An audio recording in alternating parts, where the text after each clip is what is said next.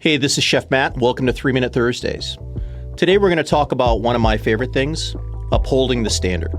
One of the most difficult things to do, especially as a young manager, I'm pointing to myself, as a young 100-year-old manager, is how do you discuss things that you feel you may not be qualified to do, or that you feel somebody is older, or they may have more years of kitchen experience than you, or they may have a negative view of something because they've had a bad morning. The first part is recognizing that something is either right or it's wrong. And it's completely that simple. I think when you can look at something and say, okay, that's not right, we're not going to use it, let's just throw it out and start over again.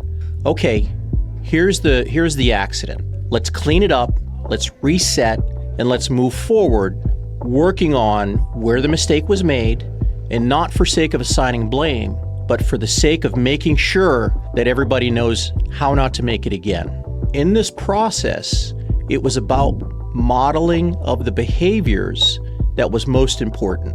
And it was also an opportunity to get people to see exactly where people were making mistakes and how to get out of that. How you approach it with tact and tone, how you approach it by dismantling any aggression towards it. Those are things that you'll learn. But as I do, I always go back to the recipe. Let's get the recipe book open and we'll look.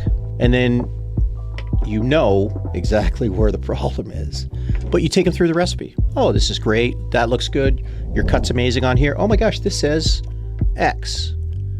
Okay, all right. Well, we can't use this. So go ahead. Do you want to put it aside? We'll fix it. No, I can fix. No, let's just throw it out because it's not right. One of the biggest opportunities we have, because of the fact that it may be inconvenient or the person may be tough to communicate to or they may be having a bad day, is we need to not be afraid to provide feedback. And the most important thing you need to understand is your silence is acceptance.